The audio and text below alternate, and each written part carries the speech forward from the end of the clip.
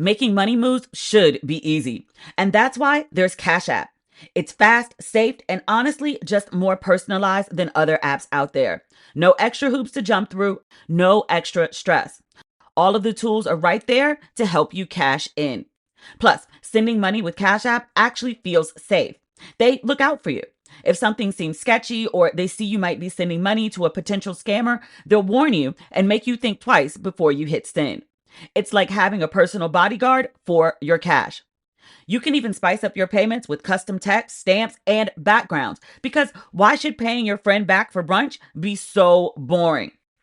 If for whatever reason you don't already have Cash App, I've had Cash App for years. Just download it from your phone's app store, sign up, enter our code RATCHET in your profile, and if you send $5 to a friend, you'll get $10 back just for getting started. Sending me money is a great way to introduce me to what you got going on. For a limited time only, new Cash App users can use our exclusive code to earn some additional cash. For real, there's no catch. Just download Cash App and sign up. Use our exclusive referral code RATCHET in your profile. Send $5 to a friend within 14 days and you'll get $10 dropped right into your account. Terms apply. That's money. That's Cash App. For decades, he was untouchable, a mogul, a visionary, a king of hip hop. Sean Diddy Combs built an empire from the ground up. But now, it's all coming undone. Jesse Weber hosts Law and Crimes, The Rise and Fall of Diddy, The Federal Trial, a front row seat to the biggest trial in entertainment history. Sex trafficking, racketeering, prostitution, allegations by federal prosecutors that span decades, and witnesses who are finally speaking out. Each week, Law and Crime is breaking down the courtroom drama as it happens, from explosive testimony to behind-the-scenes legal strategy, to the questions on everyone's mind. How far will he fall? Or will he walk free, but with a reputation in ruins? The spotlight is harsher, the stakes are higher, and for Diddy, there may be no second chances. You can listen to The Rise and Fall of Diddy, The Federal Trial, exclusively on Wondery. Plus, join Wondery Plus in the Wondery app, Apple Podcast, or Spotify right now. This episode is brought to you by Polestar. There's only one true way to experience the all-electric luxury SUV Polestar 3, and that's to take a test drive. It can go from 0 to 60 in as little as 4.8 seconds with the dynamic handling of a sports car. But to truly understand how it commands the road, you need to be behind the wheel. Up to 350 miles of range, the 3D surround sound system by Bowers & Wilkins. It's all something you have to experience to believe. So book your test drive for Polestar 3 today at Polestar.com. Ladies and gentlemen, boys and girls, and those who don't identify as either, you are listening to, I don't even know what kind of episode of Ratchet and Respectable this is. It's technically a regular episode. It's going to seem like a bonus episode. It's not about Diddy. It's about Tyler Perry. I just want you to know that I was midway through the edits of the episode that I was planning for today. And that episode was not about Diddy. I have released more bonus episodes than I ever imagined to talk about the Diddy trial and keep us up to date, keep us informed. The episode that I had planned for today, it was about Jalen Hurts and his second wedding over the weekend. He and his bride booked out the Four Seasons for 4 days. And then we talked about Audra McDonald and her Tony performance. We talked about Beyonce winning the Country Music Award and how the Grammys has literally changed the category because a Black woman won Best Country. So now they're dividing it into 2 categories. We talked about all the crazy things that are happening in our country, the assassination of 2 elected officials in Minnesota. We talked about the birthday celebration / 250th anniversary of the Army that happened in D.C. that barely nobody attended. We talked about the 5 million people for the No Kings March. We talked about the war between Israel and Iran and us as a country, Americans, being on the brink of World War III.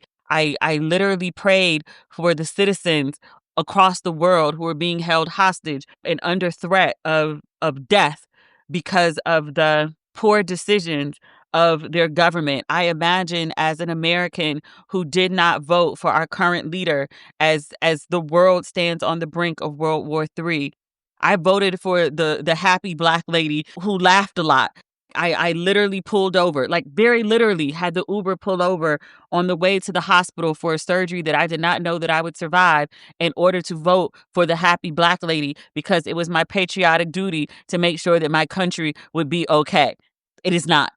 I talked about the elected officials who have been detained and removed from political proceedings because they objected essentially to fascism. I talked about the current comptroller of New York City who was detained earlier today trying to protect an immigrant man from ICE. The New York City comptroller is literally running for mayor of New York City. They have cameras trained on him at this time, and ICE detained him and roughed him up in the whole 9 yards, which great for his political career, but also like, what the fuck is happening?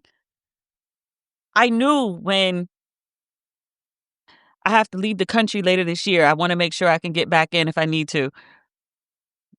I choose my words carefully because I have to now. Free speech doesn't really exist like it used to. I knew it was going to be bad when Trump got elected.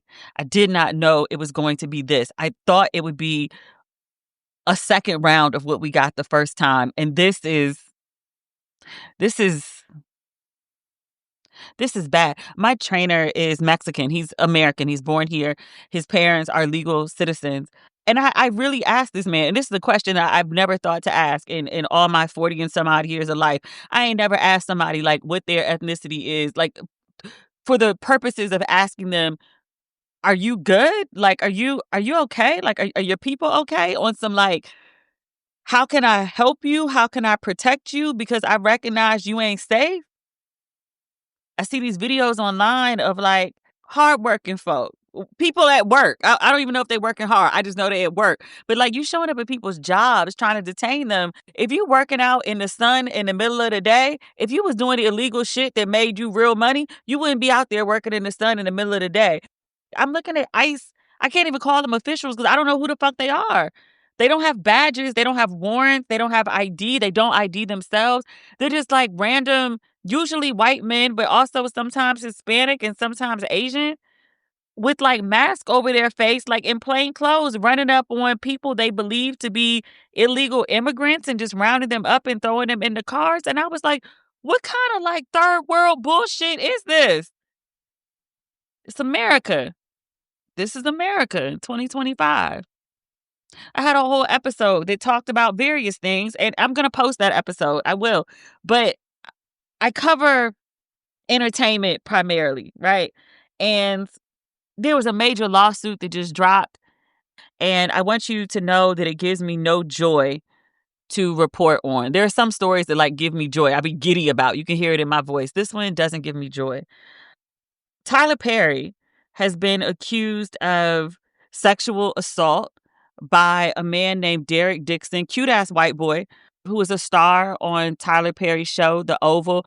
But he's currently suing Tyler Perry. It's a civil suit for 260 million American USD dollars and dineros. I read through the first part of the lawsuit.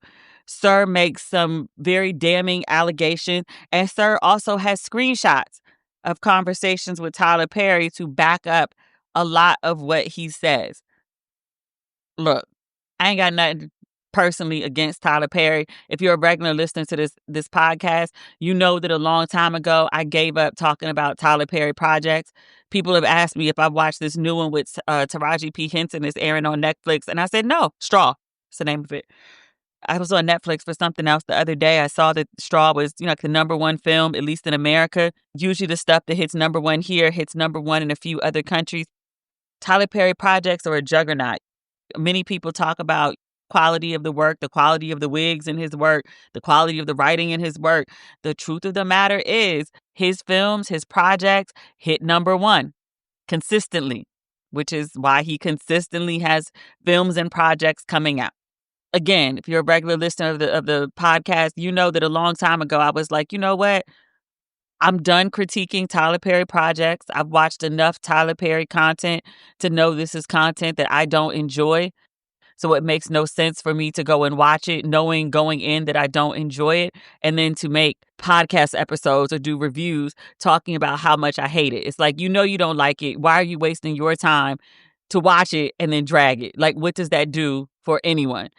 But I also very much respect what Tyler Perry does for the community, Black people as a whole, Black women in particular.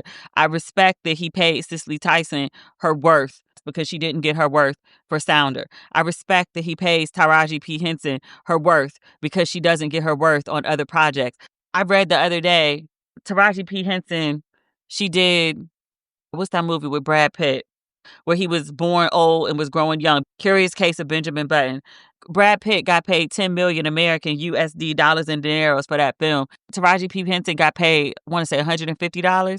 She made like 1% of what Brad Pitt got paid for that movie. And I understand, like, Brad Pitt is a global superstar and Taraji P. Henson is not. But paying your supporting actress who ended up with a Oscar nomination because she played her role so goddamn well, and paying her 1% of what you pay your lead it's damn near criminal. I respect that he puts respect on Taraji P. Henson and other Black actresses on their paycheck. I respect that he built a studio lot and he has named individual studios after Black actors, actresses, Black people who should have long before gotten their just due and did not. I respect the way that he honors Black people. I stopped dragging Tyler Perry when he was one of the few people, one of the few famous people at least, who stayed for the entire 7 to 8 hours of Aretha Franklin's funeral. Like, it started off full, and then somewhere around like hour 5, like, it started to get sparse out in there. But Tyler Perry was sitting in the front row and he stayed the whole time. I respect that when Whitney Houston passed, was murdered, whatever happened to Whitney Houston, when she was no longer with us, that Tyler Perry put her body on a plane and flew her back to her hometown for her funeral. So I need to say that because people are real territorial about Tyler Perry and they think that everybody who says something negative about him is a hater. I respect Tyler Perry's contributions to Black folk. I respect that even though I don't enjoy his content, his output, that there is an audience for it that includes my mama. And I also just need you to know that I take no delight in reporting today's news. Tyler Perry has been sued by Drew Dixon, who is an actor by Derek Dixon, excuse me. Drew Dixon is suing Russell Simmons. I'm sorry, excuse me. I got my alleged victims confused. Derek Dixon, he is suing Tyler Perry personally as an individual. He is suing TPS Production Services, LLC, which is Tyler Perry's company, and Action, LLC. And he is suing in the Superior Court of California.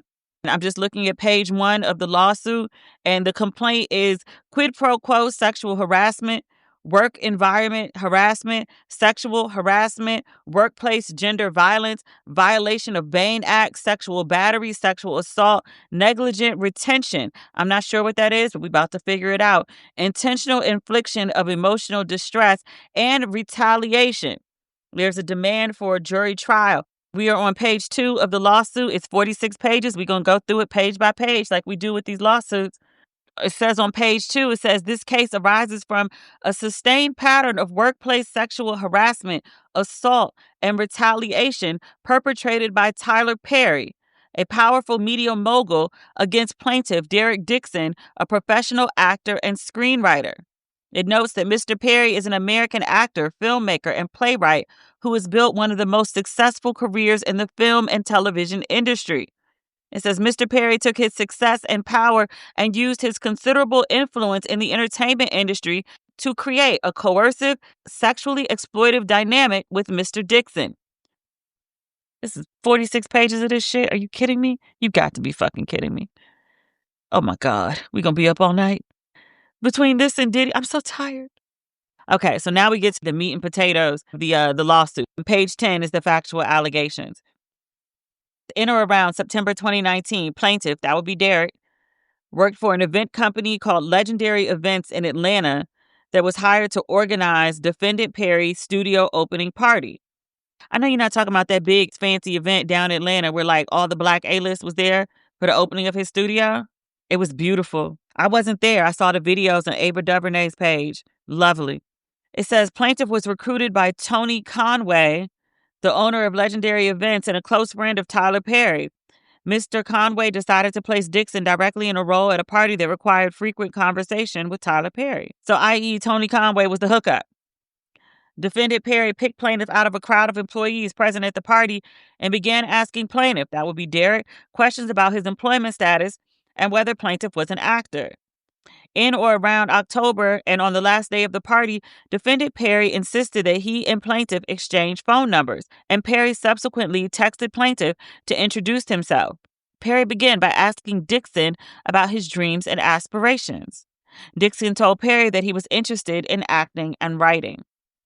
Perry then told Dixon to do an audition over the phone and send it to Perry. Dixon told Perry he was at a Halloween party. Perry asked to see pictures of Dixon in costume, and Dixon complied.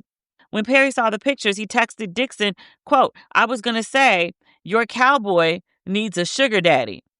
Oh. Perry continued with, quote, "You look so great. You're just lacking costume parts. Sorry, don't want to offend." Dixon responded, "Not at all. It's so true. Half-assed costume." To which Perry replied, quote, "What's true? Cowboy needs a sugar daddy?" Implying that Perry wanted to be Dixon's sugar daddy. Dixon quickly shut down the comments by reiterating what he said earlier, that the truth was that he was lacking costume parts. Shortly thereafter, Dixon's boss at Legendary Event called Dixon and told him that Tyler Perry was having another event in Los Angeles and specifically wanted Mr. Dixon to fly from Atlanta to Los Angeles to work on the event. Excited for the opportunity to fly to LA, Dixon was flattered and jumped on the opportunity to meet Tyler Perry again.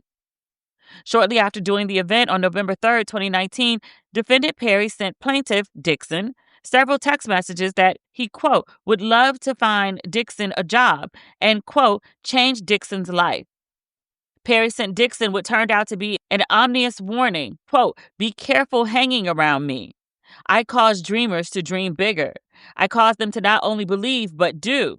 You're an artist. You have to be fulfilled. Nothing else will suffice."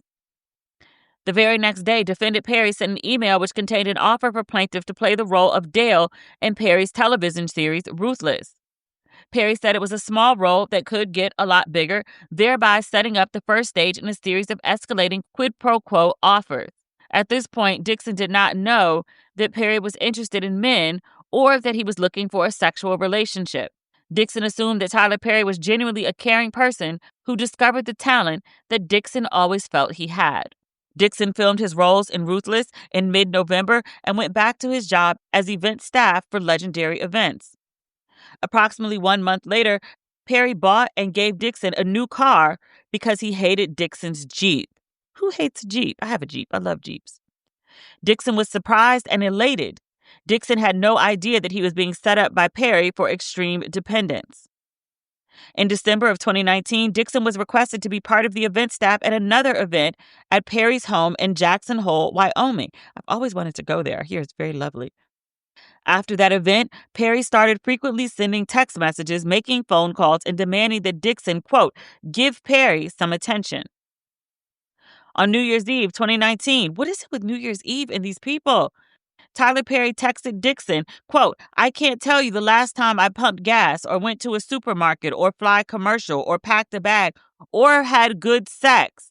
It was before I was rich. Dixon found these messages to be strange and untowardly coming from someone like Tyler Perry. But being new to the industry, Dixon played along by downplaying the sexual comments and hoping that being around Perry would allow him to showcase his talents as an actor and writer. Soon after Dixon began giving Perry more attention, Perry made his move on Dixon. In January of 2020, just a few months after his first acting gig, Perry invited plaintiff to his home in Douglasville County, Georgia. Plaintiff showed up at the home hoping that he would be given a chance to befriend Perry and show him how talented an actor Dixon was. At Perry's home, Dixon was served many alcoholic drinks, which Perry also partook in. Dixon felt that Perry was genuinely interested in Dixon's talents as an actor and writer. Perry made no sexual advances at Dixon while they were drinking, and the conversation was friendly. At the end of the night, Perry told Dixon not to drive home. Perry said it was dangerous and that Dixon was, quote, too inebriated to drive home. Dixon agreed and was escorted to a separate guest room, not knowing that this was a ruse to allow Perry to assault Dixon. Dixon was tired and did not have pajamas, and so he got into bed only wearing his underwear. He said before he knew what was happening, Dixon felt someone else slip into bed behind him. Page 13. The person who entered the bed started rubbing Dixon's body around his inner thigh in a highly sexual and suggestive manner. Dixon turned around and saw that Tyler Perry was in bed with him. At this point, Dixon's stomach started to turn, and he began feeling nauseous. Instinctively, Dixon jumped out of the bed and told Tyler Perry that he, quote, wasn't that sexual. Tyler Perry ignored the comments and told Dixon to turn around so Perry could see him in his underwear. Perry then commented on how beautiful Dixon's body was. Dixon once again told Perry that he was not into sex. Dixon kept informing Perry that he was not into sex in order to keep Perry at bay, while at the same time not insulting the person who was dangling his career in front of him. In response to Dixon's frequent assertions that Dixon was not into sex, Perry started prying further. Perry would send Dixon a text message saying, quote, "I would hope that you would let someone hold you and make love to you." I'm literally looking at a screenshot of this text message. The text continues, quote, "You are missing the best years of your life, my friend. Trust me. I hope you get past that block in your mind soon." Perry was implying that Dixon would hopefully get past the block in his mind and would let Tyler Perry make love to him. Dixon responded to the text messages. He says, "Well, it's not this person, but yes, I want that too. I'm working on it. Therapy is helping." Any woman who reads this will relate to a man coming in strong and you trying to deflect but not like offend their ego. Still on page 13, it says, after that assault in January, Dixon felt betrayed. Perry continued to call or text Dixon every day, asking to talk to him more. Dixon ignored Perry, which led Perry to text him, "Derek, why don't you text me more?" The more Dixon ignored Perry, the more aggressive Perry became, until finally, Perry offered Dixon a part in a new show called The Oval. Dixon was intrigued and hoping that this would be the big break that he was looking for and a chance for him to display his acting talent. On February 11, 2020, Perry told Dixon to quit his job at Legendary Events and come work exclusively for Perry. Perry was not able to control Dixon so long as Dixon had a secondary income that was providing for his basic needs. Once Dixon quit his job due to his role on The Oval, Perry started getting more and more personal with Dixon, knowing that Dixon was now under his control. Perry would often say things like, quote, "I give and give and give, and no one ever does anything for me in return. No one ever gives me what I want or what I need," implying that Dixon was not giving him sex. Perry started asking Dixon about Dixon's sexual preferences and what role Dixon took on when engaging in sexual acts, i.e., this is literally in the lawsuit, whether he was a top or bottom, which in sexual terms means whether Dixon preferred to give or receive anal sex. Perry further indicated to Dixon that he had sex with men before and that, quote, he was a top. Really? I had made other assumptions. Perry further told Dixon that, quote, "When you have a big dick and when you hit that G-spot right on these bottoms, they go crazy." I need to see this. I need to see a screenshot of this text message. I don't believe Tyler Perry said this shit. I do not believe Tyler Perry said this shit. Tyler, sir, where is this man's NDA? Where is this man's NDA? You're worth $1 billion motherfucking dollars, Tyler Perry. $1 billion fucking dollars. Does this man have screenshots of you telling him that you're a top? Does this man have screenshots? Tyler Perry. Tyler Perry. This man, I'm sure his lawyers came to you before he filed this lawsuit. I'm sure he did. Why didn't you settle this lawsuit? I'm going to ask you the same thing I asked Diddy about the Cassie lawsuit. Why didn't you settle this lawsuit? Sir, Tyler Perry, sir. First and foremost, why you harass this man? Because this man got text messages that look crazy. I want to ride for you, Tyler Perry. I do. The way I have prefaced this podcast episode talking about your good works and the reason that I like you as a Black icon, I have never done that for anybody else. whose lawsuit that I have ever read over the past 6 years of this podcast. I did that out of respect. Sir, why don't you cut this man a check? There is no legitimate reason that I should be reading about your text messages, talk about you a top and how you like to hit niggas G-spots on their bottoms and it makes them go crazy. There's no reason that I should be reading this in a lawsuit. This should have been conversations between lawyers. And a check should have been cut. So I never heard anything about this. Why don't you cut this man a check? I texted people in Atlanta and I said, what the fuck? That's all I said. I said, WTF. I didn't tell them it was about Tyler Perry. I didn't say that it was about the industry. It could have been about Diddy. People are yelling Rico at me in public right now. I texted WTF, and let's not say who. I don't want to identify anybody. I texted WTF, and my friend responded, Tyler Perry. I said, uh-huh. And she said, oh, girl, it's more lawsuits coming. Sir, I want you to know that I bit my tongue on using the N-word out of respect. Not necessarily for you, but because my mama enjoys your work. My mama loves you. I say it on here all the time. I don't type it out. I don't use it in polite company, even polite black company. But sir, you got like one more instance. I'm trying out of respect for like whatever age my mama is. I'm out of respect for those black women, God-fearing, church-going, respectable black women who love your work. I'm trying to give you the utmost respect and grace, sir. So, you just started using LinkedIn Premium. Now what? Well, on your premium company page, you noticed around 7.5 times more page engagement and 5 times more page views. Well done. And now, new clients are messaging you. All because you're using LinkedIn Premium, which helps you get the business growth you want.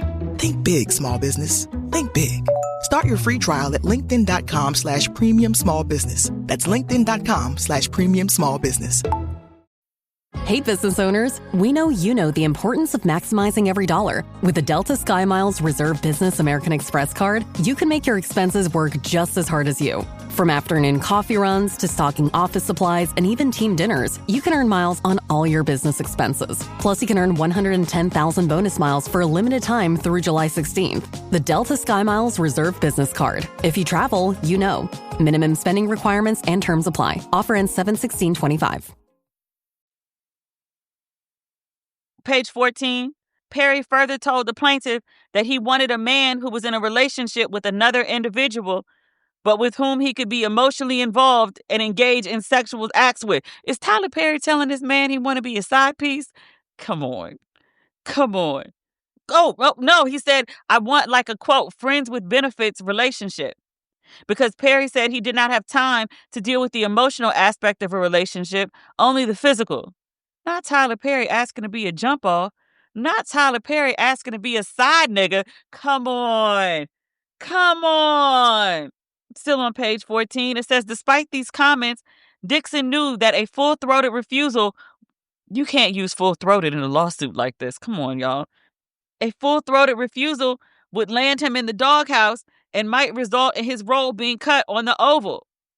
Fearing that his career would end before it began, Dixon put up with these comments and continued to maintain that he was not the sexual type. Is this man trying to tell Tyler Perry he's asexual?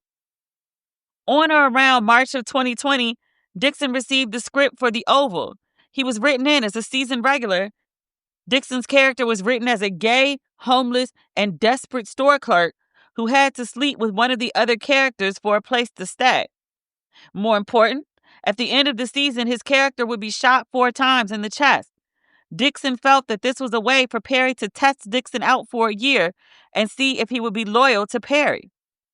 When Dixon asked Perry about the shooting, Perry indicated that if Dixon did a good job, Dixon would be back, and that a shooting didn't necessarily mean that Dixon's character was out of the script for future seasons. Perry commented that Dixon's character was only shot in the chest, not in the head. Sir. Dixon immediately understood that his job security depended on his, quote, relationship with Perry. From this point on, Dixon worked with constant fear of losing his job if he did not engage with and endure Perry's sexual harassment. Shortly after giving Dixon this news, and after telling Dixon that future seasons were dependent on Dixon doing, quote, a good job, Tyler Perry invited Dixon to his home in Atlanta. Plaintiff asked questions and tried to wiggle his way out of the invitation because he remembered what happened the last time the two were alone. However, plaintiff knew that his job security, income, and livelihood depended on his attendance. Plaintiff had seen other employees of Perry's who had experienced sudden deaths on the show when they fell on Perry's bad side. In fact, Perry had made it clear to Dixon that he would often kill characters in order to get an actor to be loyal or obedient. When Dixon arrived at the house, oh, bruh, you went? Tyler Perry gave Dixon a warm welcome and was very friendly. Soon after, Tyler Perry started asking Dixon a slew of sexually charged questions, even asking if Dixon, quote, liked it rough in bed. Perry then physically reached out and violently grabbed Dixon's throat, attempting to physically choke Dixon, and remarked, "Wow, look how excited you just got. You do like that." Dixon was horrified, shocked, and in panic. Dixon never thought that Tyler Perry could get so violent and would place his hands on Dixon's throat in a sexually aggressive manner. Dixon did not enjoy or consent to any of this conduct.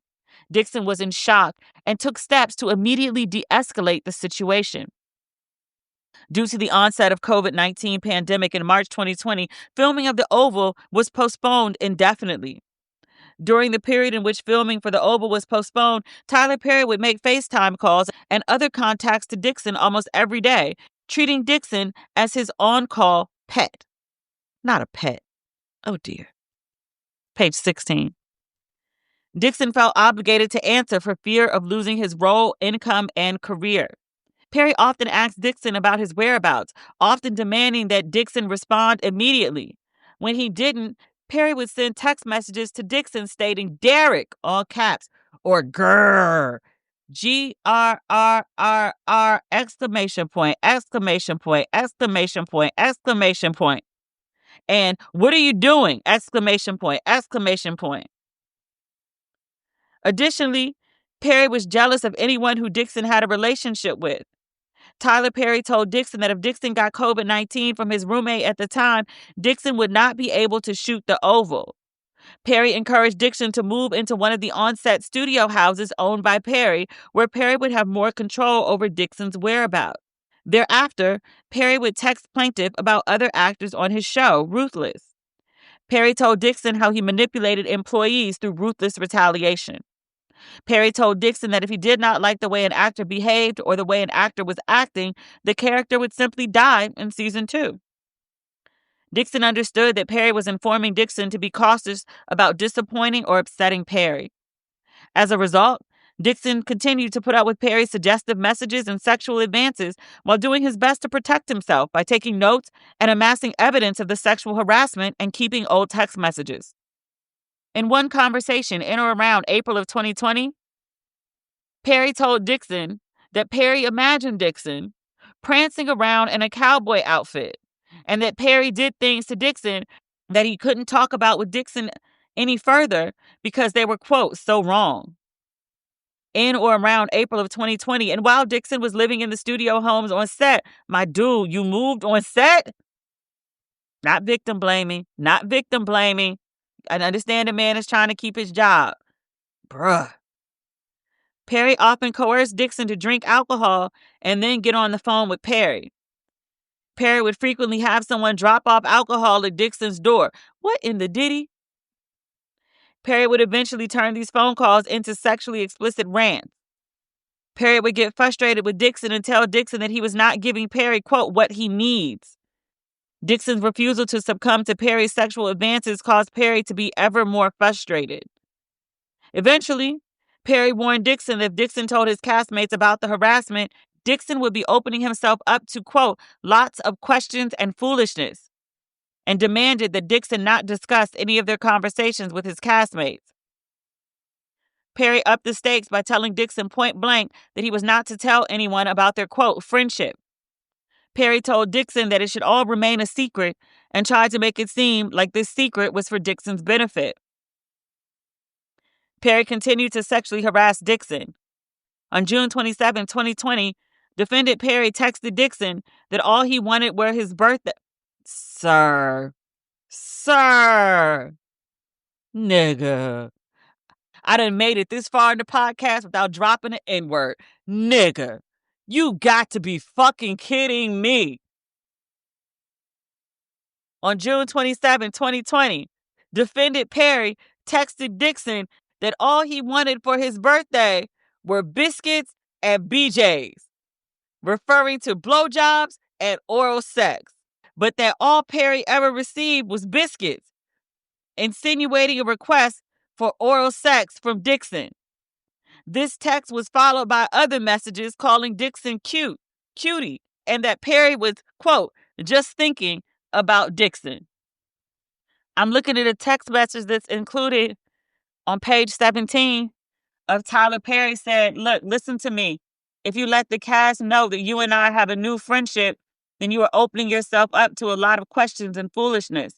You want them to know that you are there because of your talent and not because we have a friendship or because Tony got me to give you a job. You earned your spot like everybody else. Don't give people an opportunity to play you small or they will. He says, when we go back to work, I'm not going to know you. I don't have any friends that work for me, my friend. Professionalism is key. To which Tony agrees. Not biscuits and BJs, sir. Sir.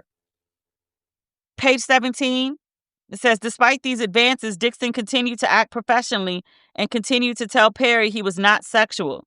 That seemed to be the only way of keeping Perry at bay while keeping his job.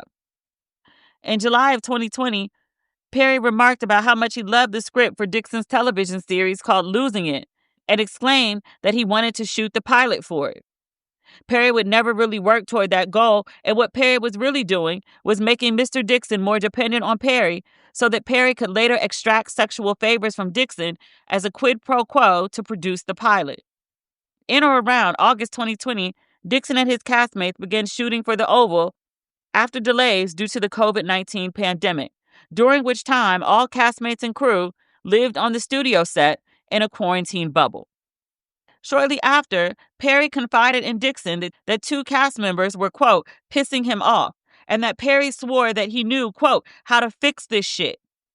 Perry added that he loves killing a motherfucker in a show that no one expects, that he was, quote, going to shoot them all shot and, quote, kill them mofos, referring to killing off characters in the Oval played by actors who Perry wanted to retaliate against. More important, Perry stated in one text message, quote, I may need to shoot the shootout early, which Dixon understood to mean that unless the actors knew they were going to die and that their time on the show was over, they wouldn't change their ways. Perry was going to film the shootout early so that the actors would be more submissive to Perry's request. Perry intentionally made these comments to instill fear in Dixon. Mr. Dixon now knew that he too would lose his job if Dixon did not, quote, play ball with Perry's sexual harassment. Page 19. This is what Perry had been setting up. Dixon was now fully reliant on Perry for his income, hope, and future aspirations.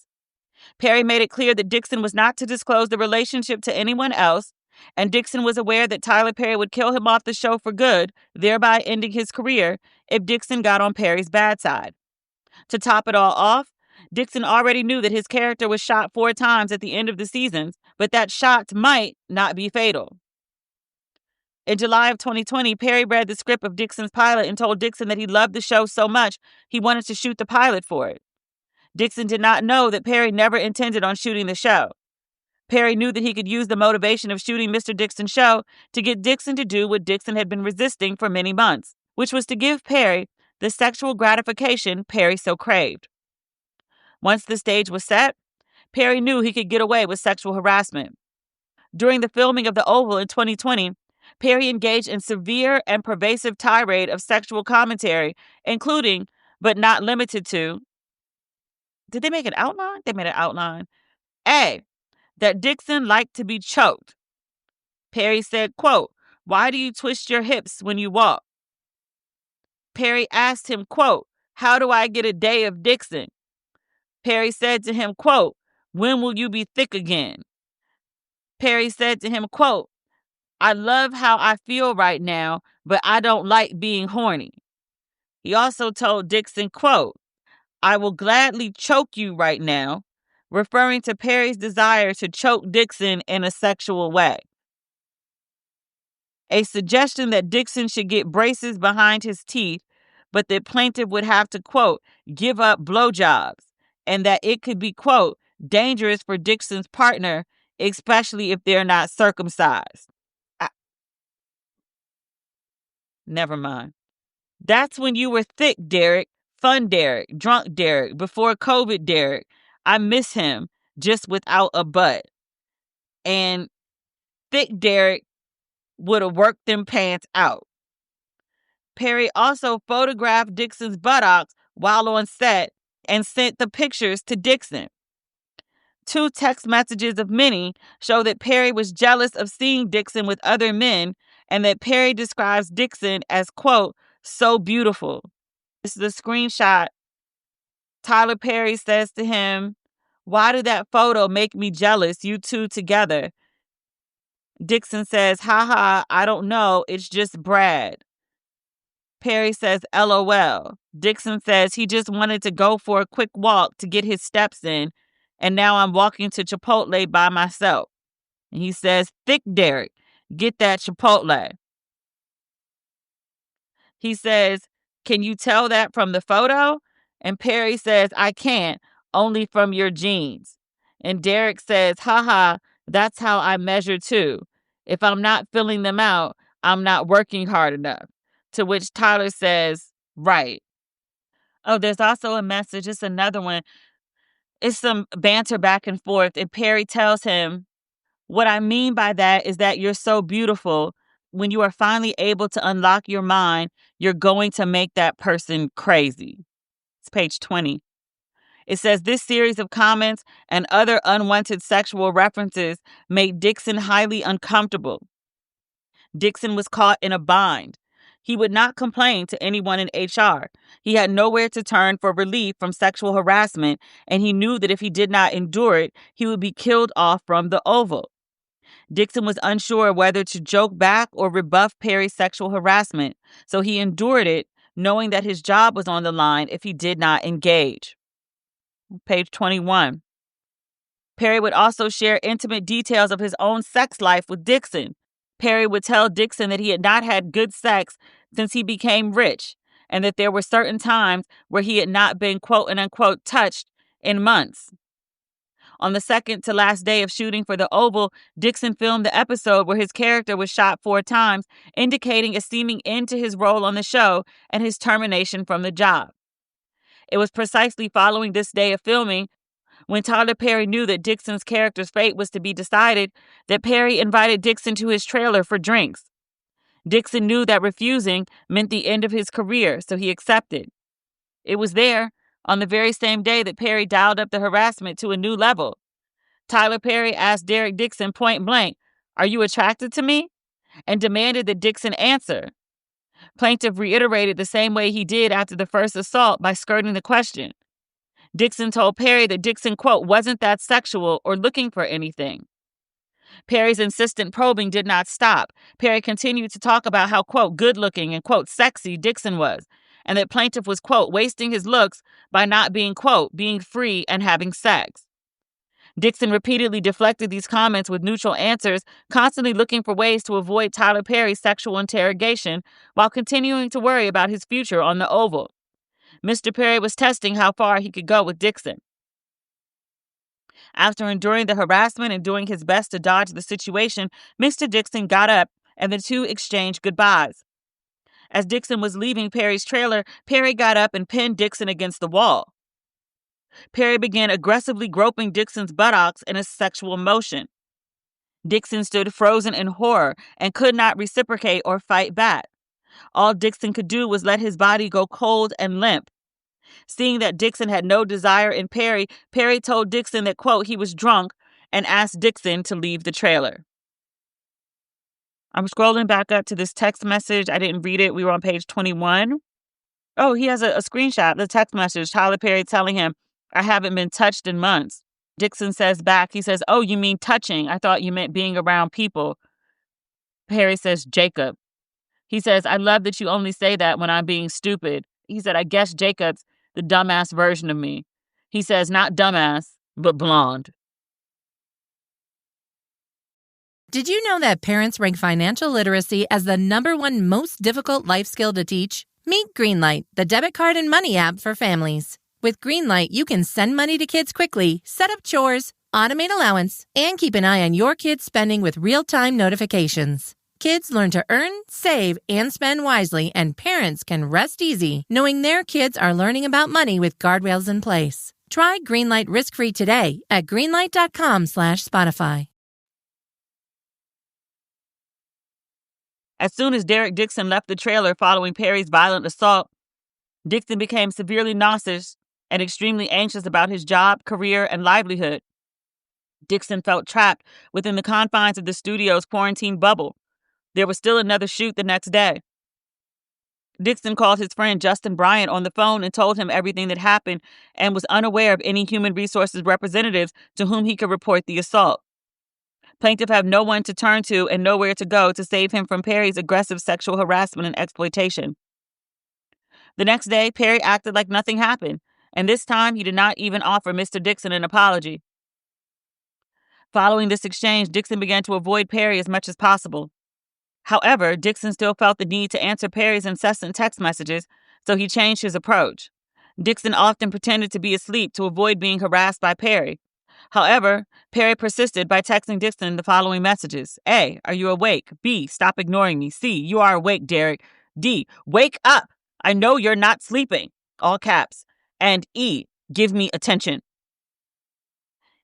In or around early October of 2020, Perry, quote, invited Dixon and other actors from the Oval on a cash trip to Perry's personal island in the Bahamas.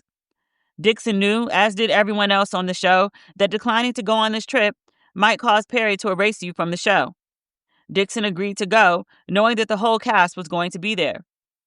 One night, while in Perry's private island in the Bahamas, the cast was having a party. At the end of the night, Perry told Dixon that he wanted to talk to him. Dixon was caught off guard. Perry made alcoholic drinks and forced Dixon to drink with him. Dixon knew that he could not refuse the drinks, otherwise he would risk upsetting Mr. Perry. Instead, Dixon tried to stay in control and sipped drinks slowly. Tyler Perry did not control himself. He drank until it was clear that the alcohol had made him bold and sexually aggressive. Perry told Dixon that he wanted a relationship with someone who could be emotionally and sexually available to him, but would also be permissive of Perry having his own relationship with someone else. Perry said he could see himself having that kind of relationship with Dixon. Perry insisted that Dixon needed to be with someone rich because Dixon liked nice things. Perry told Dixon that he was watching all the cast as they laid out in the sun with tanning oil.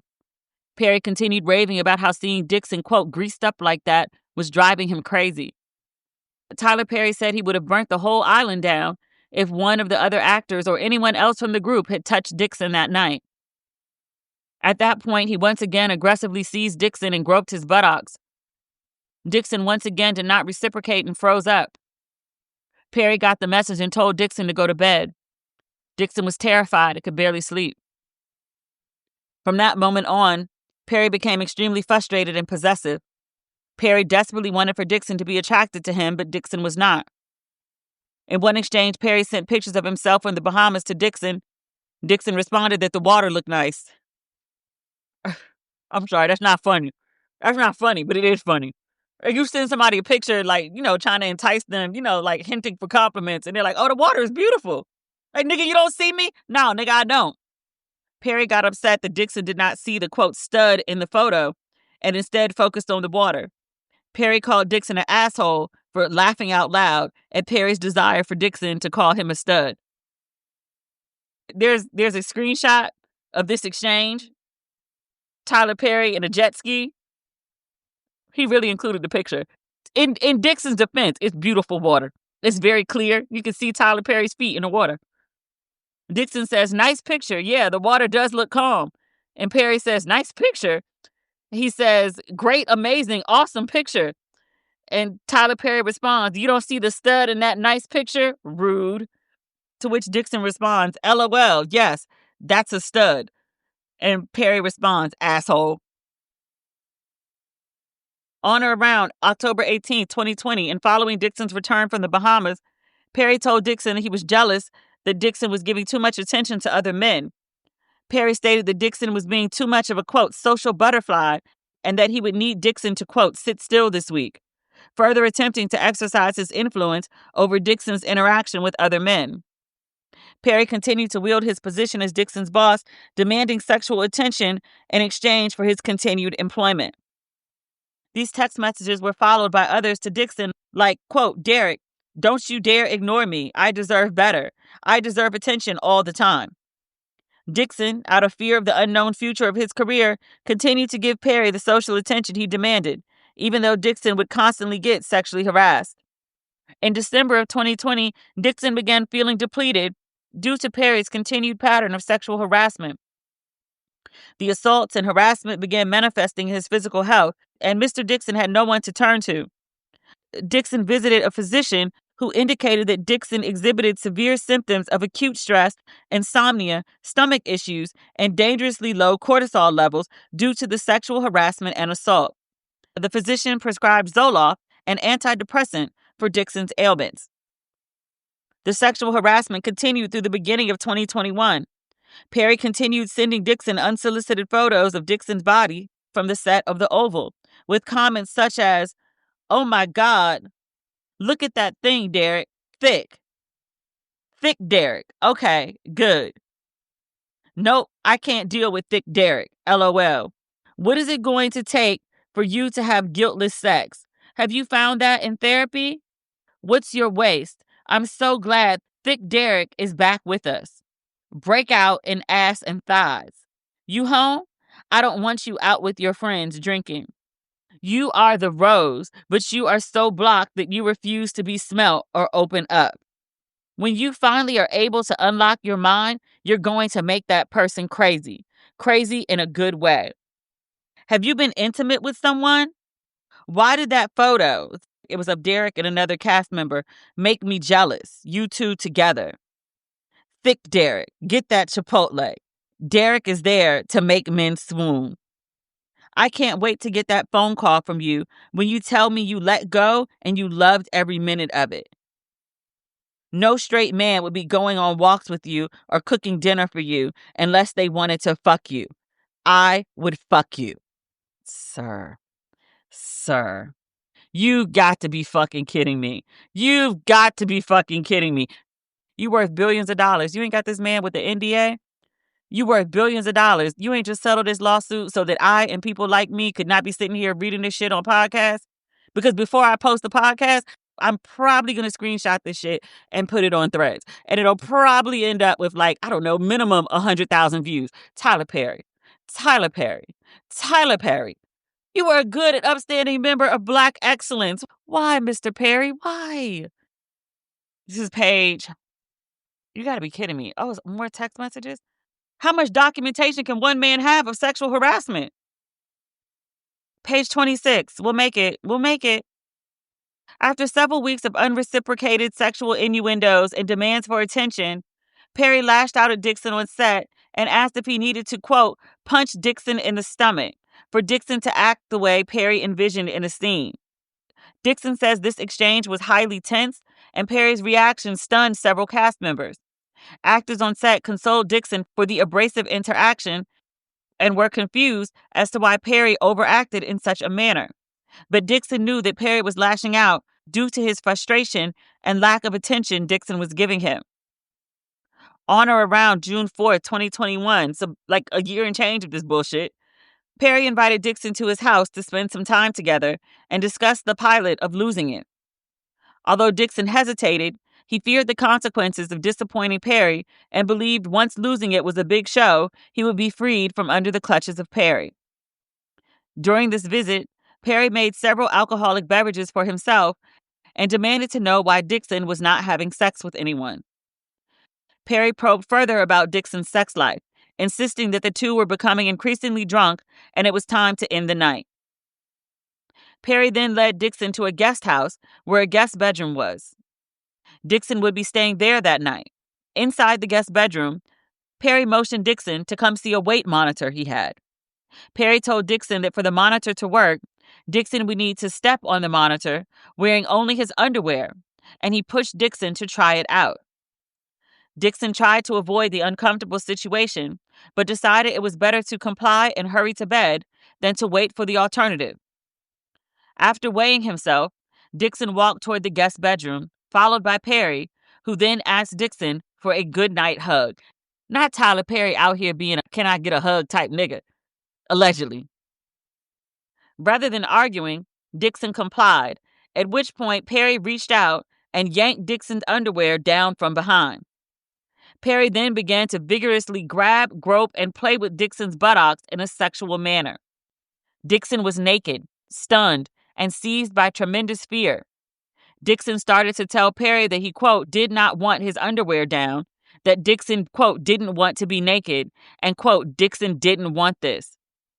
Dixon quickly reached to pull his underwear back up. As soon as he did, Perry grabbed Dixon's reaching arm with a tight grip and held fast.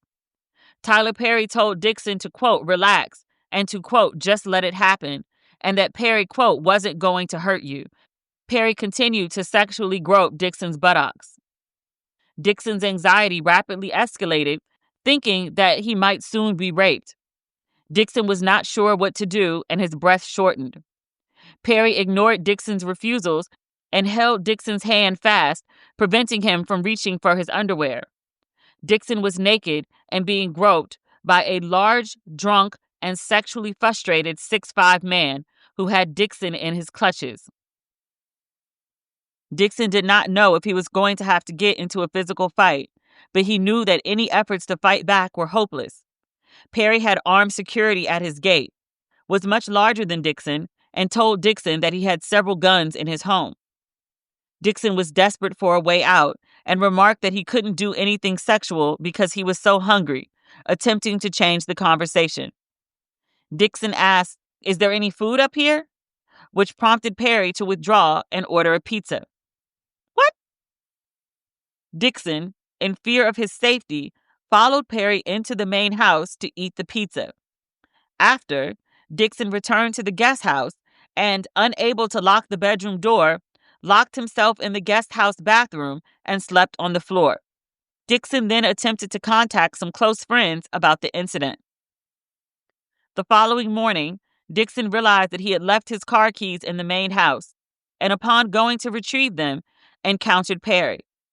Perry told Dixon that last night's incident was, quote, why the two shouldn't drink together, and that the previous night's incident, quote, shouldn't have happened. Dixon responded, "Oh, that was my fault?" To which Perry replied, No, I'm not saying that. I'm just saying that shouldn't have happened, and I drank too much," attempting to excuse himself for grabbing Dixon's buttocks, groping Dixon, and attempting to have sex with Dixon against his will. At this point, Dixon left Perry's home uncontrollably shaking and contacted his close friends to discuss the unspeakable horror from the night before.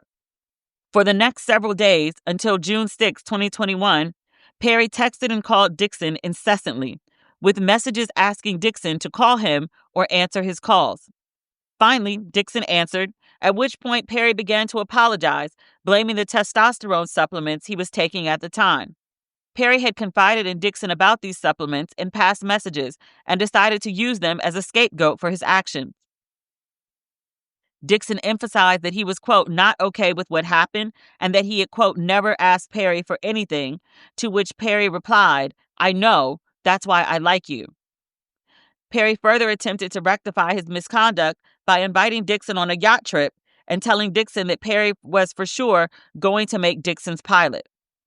Dixon realized that Perry was offering to make losing it to effectively silence Dixon. Perry sent a text message trying to arrange for Dixon to come on his yacht with another person so that Dixon would feel more comfortable. Dixon responded that he would not board the yacht and refused Perry's invitation. After Dixon refused to go on the yacht, Perry did not text Dixon for 5 months. Sensing that Dixon was upset, Perry called Dixon once to update him that Perry was looking for a director for the pilot. During this 5-month period, Dixon was regularly in therapy. He suffered from severe depression, anxiety, stomach pains, and nausea, resulting in a new prescription for another antidepressant. Dixon was diagnosed with post-traumatic stress disorder, and his therapist recommended that he seek outpatient treatment costing upwards of $20,000, a price too high for Dixon at the time. Okay, so on page 28, there are screenshots of text messages. I've referenced these multiple times throughout reading the lawsuit. Maybe like I don't say every page, every other page, maybe every 3 pages has screenshots of text messages. In one of the text messages on page 28, Tyler Perry is telling him, "I love how I feel right now, but I don't like being horny. Testosterone." And then Dixon says, "Oh yeah, from the doctor, but is it making you feel better?" And Perry says, "I feel so good, but I don't like being horny. I feel sorry for the first person that flirts with me." And Dixon says, "LOL." Tyler says, "You don't even understand." And then there's screenshots of the morning after allegedly Perry assaulted him at the house. Tyler Perry texts him at 10:15, 10:16. Is that 10:6 or 10:8? You know I don't got my glasses on. It says, "Tried you, call me." Dixon responds, "I think the hangover hit me harder than I thought. Can we talk later?" And Perry says, "Yes, it was quick, but okay." He hits him June 6th at 7 a.m. He says, "I really need to talk to you, my friend. Please call as soon as you can." To which Dixon doesn't respond. Perry texts him again, trying to do rooms on the boat. "If I invite Bill, would you be okay with sharing a room with him or not?" To which Dixon responds, "Hey, I appreciate the invite, but I think I need some more time and don't think I can go on a trip just yet." Dixon says it was during this time he began speaking with people about the sexual assault and was assessing his rights. As soon as Perry realized that Dixon was done talking to him, Dixon got a message from Perry's fixers. The fixers contacted Dixon, indicating Dixon's character on The Oval would be returning with a new storyline next season, and Dixon was receiving a graduated raise from $10,000 per episode to $16,000 per episode that would continue to increase to upwards of $19,000 per episode over the coming seasons. The attorney said that Christmas came early for Dixon because he was, quote, "doing a great job on The Oval." However, they also told Dixon he was forbidden from letting his castmates know about the raise because nobody other than him would be receiving a similar pay increase. Lastly, the fixers told Dixon that Perry wanted to buy the right to produce the pilot of Losing It and planned to spend up to $1 million producing the pilot. Dixon immediately knew why he was getting the raise and why the pilot was being produced. He knew he could keep the money and the job or complain about the sexual harassment, but not both. The situation facing Dixon presented a challenging decision that left him unable to take any action or make any decision. The prospect of the sexual assault and harassment becoming public and dealing with Perry's highly paid attorneys was daunting. Perry had significant resources, whereas Dixon did not. Dixon's goals of working as an actor and being discovered for his talents might be jeopardized. In what was an extremely difficult decision, Dixon bowed to the pressure and fear of losing his livelihood, and in hopes of advancing his career, Dixon decided to return to the set and have his pilot produced. He insisted, however, and decided to put safeguards in place between him and Perry. In or around November 2021, Dixon returned to shoot The Oval. It was then that he saw Perry for the first time in person since the June 2021 sexual assault. Dixon suffered a panic attack in his trailer, prompting another actor to calm Dixon down. Seeing that Dixon was still upset, Perry knew that he had to up the ante to ensure Dixon's silence. Perry began periodically texting plaintiff regarding the production of the pilot of Losing It to string Dixon along. Soon after, Dixon received a call from a member of Perry's production team telling him that they were considering shooting Dixon's pilot in the coming fall of 2021. Dixon was desperate for this good news given the uncertainty surrounding his finances and concern about his future. On or about March 4, 2022, Dixon signed a literary purchase agreement for the pilot, giving the rights for the series to Defendant, TPS. Dixon was unaware TPS pre-existing television contacts with Viacom-CBS, now known as Paramount Global, which would later prevent the sale of Dixon's show to any media outlets or streaming services for 2 years. On or around March 21, 2022, shortly after seeing each other on the set of The Oval, Dixon and Perry began shooting the pilot. Perry called Dixon following the shoot, telling him the show would net $2 to $3 million per episode and run for 2 seasons, guaranteed. Perry purchased the rights to Losing It from Dixon In other words, Perry spent money shooting a pilot for a show and then purchasing the rights to it, knowing that Perry could not sell the show for 2 years. Clearly, this was done for the ulterior motive of silencing Mr. Dixon. As it turns out, Perry had no intention of ever producing Losing It. Perry never made any effort to sell the show or shop it. Perry was only using the show as a quid pro quo to Dixon, holding its production over Dixon's head like the sword of Damocles. Wait, do y'all know that reference? I don't know that reference. The name is giving Greek. Demetria, Greek name. Just pick up on random stuff. I'm looking it up. The king, Dionysus, the king had a assistant, like a Bentley to a Diddy. The king, Dionysus, suspended a sword above Damocles' head, held only by a single horsehair, to demonstrate that even in positions of great power, there is always a looming threat. That's the AI summary. Okay, back to the lawsuit. On or around April 9, 2022, to his surprise, plaintiff received the script for another season of The Oval, in which plaintiff's character, originally written as a grocery store clerk, would play a male prostitute being pursued by a pimp. This character's scenes and stories shared eerie similarities to Perry's pursuit of Dixon. While it was not surprising that one of Perry's characters would end up this way, the timing of the change to Dixon was a very clear message. As Dixon continued to read through the scripts, he started to notice that Perry had included lines taken directly from things that Perry and Dixon spoke about. Perry started to base the script on real life and made it personal. For example, Perry wrote about Dixon that, quote, "I don't like none of my bitches running away. He was making good money for me." In or around April 22, before beginning to shoot the next season of The Oval, Perry called Dixon to discuss the June 2021 assault. On the phone call, Perry lectured Dixon about how Dixon was overreacting to the sexual assault because of prior sexual assaults in Dixon's life. Perry said that there was, quote, "a misunderstanding and miscommunication, and that Dixon needed to say no stronger." Nigga.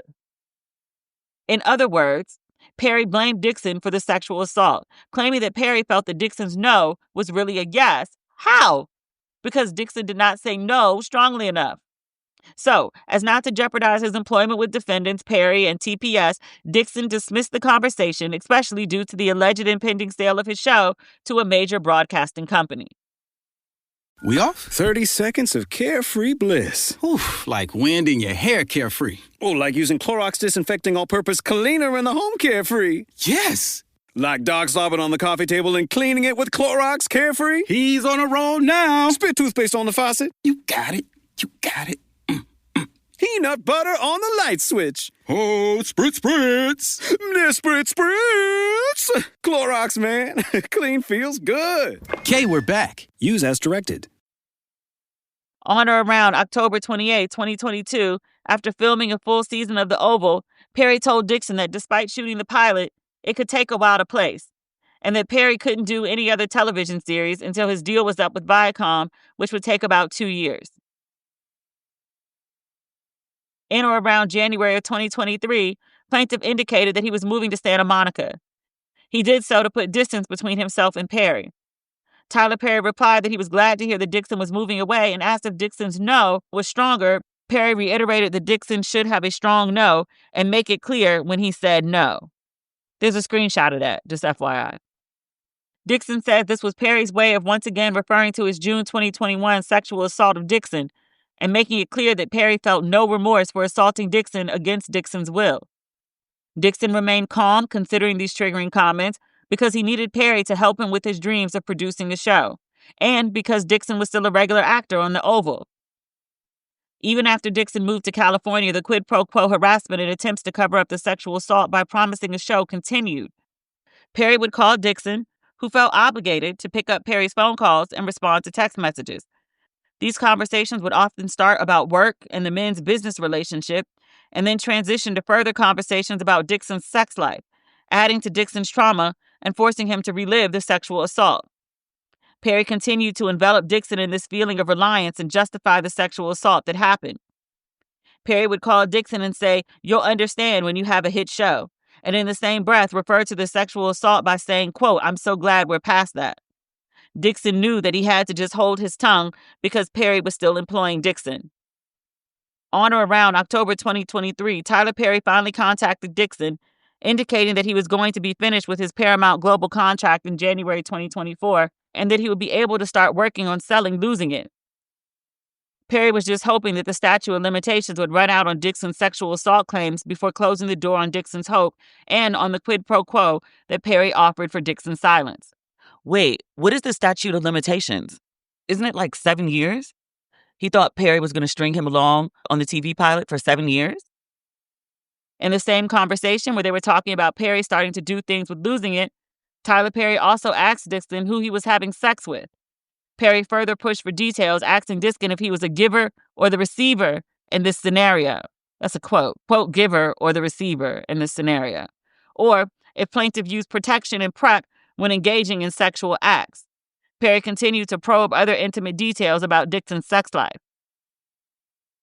Perry again told Dixon that Perry wants a partner with whom he could have an emotional and sexual relationship, but who goes back to their partner at the end of the day.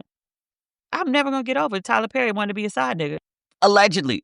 That is, I mean, there's so much. There's so much happening. But the side nigga shit is in addition to everything else. Like, nigga. In December 2023, Christian Keys, another actor who worked for Perry prior to Dixon's employment, posted a video on social media platforms detailing his abusive experience with an anonymous, quote, Black Hollywood billionaire, which Dixon pieced together and believes to be Tyler Perry. There's a link to the Atlanta Black Star story about Christian Keys. I had to go look up the Christian Keys story. I don't remember covering it. I see that it initially came out in December 2023. The podcast is always on break the last 2 weeks of December. Okay, so I'm looking at this. Christian Keys posted a video. He says he's been continuously sexually harassed his entire Hollywood career. And he says one of those harassers was, quote, a powerful man in Hollywood. He never says the name. The internet guessed that it was likely Tyler Perry. He says that the man had multiple Black people on a payroll. And then he tells this story. He says, quote, you get a grown-ass man that knows you're heterosexual and you're sleeping off Hennessy in his guest room. Sound familiar? Because he says it's safe. I'm 5 full Hennessy's down and not short Hennessy's either. And this dude tries to climb in bed with you. So you spaz out, push him out. And Christian Keys also worked on The Oval, which I've never seen an episode of. Page 33. Dixon heard Mr. Keys' account. Just like the interactions described by Keys, Perry would get drunk, climb in Dixon's bed, and start fondling Dixon's buttocks. Around this time, Perry called Dixon, indicating that he really, quote, wanted to find a home for Dixon's television series, again perpetuating the quid pro quo after the sexual assault to keep Dixon and his claims at bay. In January of 2024, Perry told Dixon to begin working on a pitch deck for investors for the pilot. Despite having 8 episodes written, Perry only produced 1, claiming that the president of his company, Michelle Sneed, conveniently misplaced $1 million that were going to be used for the show. What? During this time, Perry further solicited Dixon's assistance with other films and projects that Tyler Perry was working on. Once again, Dixon was in a position where he could not say no. In or around March of 2024, Tyler Perry indicated to Derek Dixon that the individual who was meant to pitch the pilot became depressed and could no longer pitch the show. What? This was another excuse for the fact that Tyler Perry never liked the show and never intended to sell it. It's page 34. Almost to the finish line. Dixon did not get angry and allowed Perry more time to figure things out for the show. Mistakenly sensing that Dixon had forgiven him, Perry started back up with the harassment. Perry continued to harass Dixon, who was still working on The Oval and who was still waiting eagerly for Perry to sell Losing It. Perry would tell Dixon that he, quote, loved Dixon, that Dixon should be living his life, and that Dixon should be having sex more. Perry even indicated that he would send Dixon's show to Netflix. But all of this was just an attempt to remind Dixon of the sword of Damocles hanging over his neck. I hate the writing of this lawsuit. Later, Perry told Dixon that Netflix turned down the show. Dixon was never contacted by any individuals from Netflix regarding the show, and no sale ever materialized. In or around June 2024, Perry, sensing that Dixon was getting frustrated about the show not getting off the ground and still concerned about the sexual assault being made public, offered Dixon a position as a writer on Perry's shows, indicating that he needed a replacement to continue writing. It was only then that Dixon woke up and realized that Perry was never going to be serious about helping Dixon. Perry was only going to do things for Dixon if Dixon played along with the sexual harassment and assault. Perry was only interested in preventing Dixon from exposing the dark side of Tyler Perry. Perry only cared that people still view him as the victim he once was, even now as he took shape as the victimizer. Dixon became sick to his stomach. Rather than continue down this path, Dixon took the heroic step of reporting the sexual harassment to the EEOC. After reporting the sexual harassment, defendants did not make any investigation into the complaint and did not take any steps to prevent further harassment from occurring. Because defendants took no action to prevent further assault or harassment, Dixon had to quit his job working on the last season of The Oval. Dixon did so even though he was under contract to finish filming and stood to make close to $400,000. Dixon did not want to be sexually harassed or placed in danger of sexual assault again. Defendant then retaliated against Dixon. Defendant told Dixon that if he quit and told other actors why he quit, he would be in breach of his contract. Defendants told Dixon that the only way out was to portray his departure from the show as a medical leave. Instead, defendant made the leave of absence unpaid and therefore terminated plaintiff's employment, causing Dixon additional loss of income and insult. Whew. That's a lot. And there's a lot of screenshots of the text messages to back it up. Final page, prayer for relief. This white boy is asking for 260 million American USD dollars and dineros. 260 million? I'm not questioning the number. Lord knows I sit on this podcast for the last couple of weeks talking about Jane, talking about Cassie, talking about Eddie, talking about the people that work for Diddy. And I was like, why are y'all getting paid so little for all this work? You doing 100 hours of work per week for $50,000 a year. My love, that's the minimum wage. What are you doing? Sir here? He said, nah, 260 million American USD dollars and dineros. I'm not mad at him for going for the gold. I understand why Tyler Perry took a look at this lawsuit and was like, I'm sorry, you want 1/4 of my net worth? Actually, more like 1/5. 1/5 of my net worth? Like, bitch, are you crazy? Look, one thing men get right is they shoot for the fucking moon. They think they're worth, you could be blind, crippled, and crazy and think they got a shot at like Lori Harvey. Men believe in themselves right from the start. I wish more women did that as well. I'm not mad at him for asking for 260 million American USD dollars and dineros. You got to start the negotiation somewhere. But apparently Tyler Perry didn't want to go nowhere with it. Because again, this lawsuit should never have seen the light of day. Not with all these text messages he got screenshot in here. I see folks talking about the text messages all over the internet, talking about how they're dry, how they're bland, how there's nothing to see. Maybe out of context. Also, in what world is it okay, just for the stuff that you do see, in what world is it okay for your boss to be texting you pictures trying to get you to call him a stud? In what world is it okay for your boss to be texting you he wishes you had more sex? Are y'all not seeing the clear sexual harassment here because it's two men? Are y'all aware of what sexual harassment is? Because this is really clean cut. I will say this, the worst of what I read to you, there aren't screenshots for. So I don't know if they're saving those to like show in court or he's saying that these were conversations that were had. They don't have evidence. But the stuff that he does have, I mean, like, why are you texting this man talking to him about you horny? Let's also just, because we're following the Diddy trial and, you know, we've been going through direct and cross-examination. He is showing us screenshots of Tyler Perry's conversation with him in which he is, you know, keeping it very dry. He's not trying to escalate. He's trying to like de-escalate even. Tyler Perry also has a set of screenshots. And if he doesn't, because we just went through this with Diddy, the lawyers can subpoena your phone records and get access to the text. Everything you send is documented somewhere. Be like, I don't even have a cloud. Yeah, you do. You just don't know. Now, the assaults, that's he say.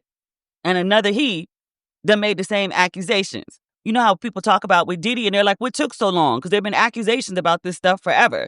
So now there's this guy in 2025, there's Christian Keys in 2023, and there's that wild-ass Winston Jerome episode of Boondocks. If you watch it, it's clearly Tyler Perry.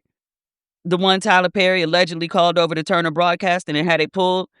There's always been rumors that Boondocks got canceled because of Tyler Perry. You know, like Diddy got rid of Wendy for talking about the gay rapper.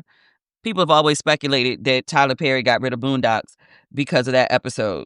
I literally just rewatched it. Oh my God, I forgot how bad it was. That episode was so bad. If I had the money and the power to get some shit pulled, I would have pulled that shit too. I went to school with Aaron McGruder. We were at Maryland at the same time. Boondocks used to run in our campus newspaper. Oh my God. Oh my God. Oh my God. Oh, Tyler Perry. I don't like it. I don't like it. I don't like it at all. I'm just going to go ahead and reiterate on behalf of my mama's love for Tyler Perry. This is a lawsuit. These are allegations that are being made. For the sake of Black culture, I want this man to be lying. I want him to be completely full of shit. I want these screenshots. I want them to be AI generated. He just made all this shit up. But as my friend just texted me back, she was like, girl, this about to be the first of many. It's about to be an onslaught. Say it ain't so. Say it ain't so. Say it ain't so. We'll see. As grandma used to say, everything done in the dark comes to the light. Oh, dear. In the time that it took me to record this episode and also do the first edit of this episode, Tyler Perry has released a response to the lawsuit via his lawyer, Matthew Boyd. His response is, quote, "This is an individual who got close to Tyler Perry for what now appears nothing more than setting up a scam.